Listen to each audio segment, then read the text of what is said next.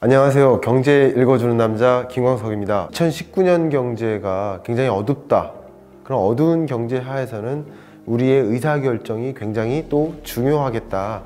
경제를 모르고 투자하는 일은 눈을 감고 운전하는 것과 같다.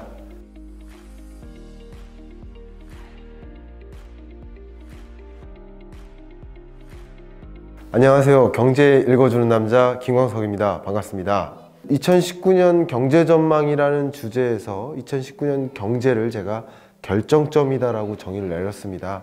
어두워지고 있다라는 뜻인데요. 그런 상황 하에서는 우리가 의사결정을 굉장히 또 잘해야 되겠다는 의미에서 또 결정점이라고 했습니다. 왜 그러냐면 경기가 호황일 때는 기업도 어떤 사업을 해도 잘 될 수 있어요. 주식 경기가 호황일 때는 어떤 주식을 투자해도 괜찮을 수 있어요. 또 부동산 경기가 호황일 때는 어떤 집을 사도 다 상승할 수도 있어요. 그런데 경기가 꼬꾸라지고 있을 때는 우리의 의사결정이 굉장히 중요하겠구나.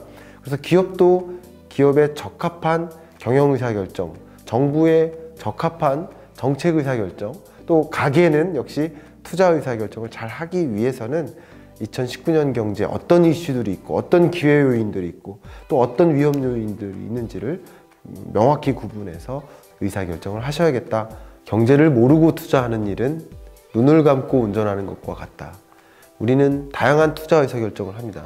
은행에 저축하는 것도 투자고요.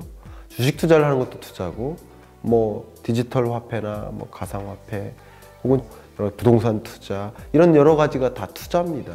근데 그런 투자 의사결정을 하는데 경제라는 것을 그냥 담싸놓고 그냥 어떤 얘기만 듣고 투자 의사결정 하니까 그러니까 쫄딱 망하는 거거든요. 물론 어떤 얘기만 듣고 투자했을 때 잘 될 수 있어요. 그러나 그것은 운이라는 거죠. 지속 가능한 투자가 아닌 거죠. 지속적으로 잘 성공적인 투자를 할 거라면 적어도 경제가 어떻게 돌아가는지를 이해하고 그 속에서 나는 어떤 투자 의사결정을 해야 될지를 고민한다면 좋은 투자책, 좋은 투자 방법으로 연결될 수 있지 않을까. 그래서 꼭 해주고 싶은 이야기는 경제를 모르고 투자하지 마세요. 경제 공부를 하기 위해서 우리가 꼭 알아야 할 중요한 지표들이 실업률이라든가 취업자 증감 이런 지표를 통해서 고용 여건이 정말 개선되는지 여부를 전년이나 한 10여 년에 걸쳐서 비교를 해보면 고용 여건이 개선된다 안 된다를 확인할 수 있겠고요. 주식시장 같은 경우는 경기 선행지수를 좀 보면 좋겠습니다. 경기 선행지수를 보면 앞서서 이 경기가 어떻게 흘러갈지를 먼저 볼 수 있는 기회이기 때문에 주식 투자에도 좀 유리한 경향이 있다고 볼 수 있고요. 부동산 관점에서는 미분양 주택을 제가 확인하라고 합니다. 왜냐하면 부동산 경기도 결국 주택 가격이 어떻게 흐를 건지를 전망한다면 그 주택 가격이라는 변수도 역시 가격이기 때문에 수요와 공급에 의해서 정해집니다.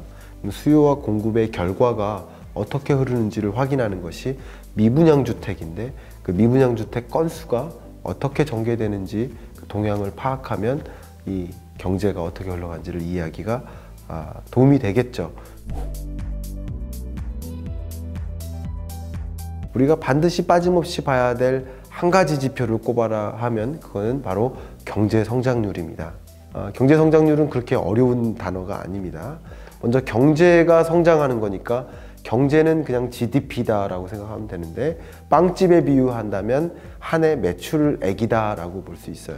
근데 작년 매출액이 100만 원이고 올해 매출액이 105만 원이면 100만 원, 105만 원이 그 해 경제고 그 해 GDP인 겁니다. 그럼 그 5%라는 값이 경제 성장률이거든요. 이 경제 성장률이라는 지표는 분기 지표로도 나오고 연간으로도 나옵니다. 그런 지표들의 흐름을 이해한다면 지금 경제 상황이 좋은 건가 나쁜 건가 정말 위기인가 이런 것들을 판단하는 데 좋은 길라잡이 역할을 하지 않을까 생각합니다.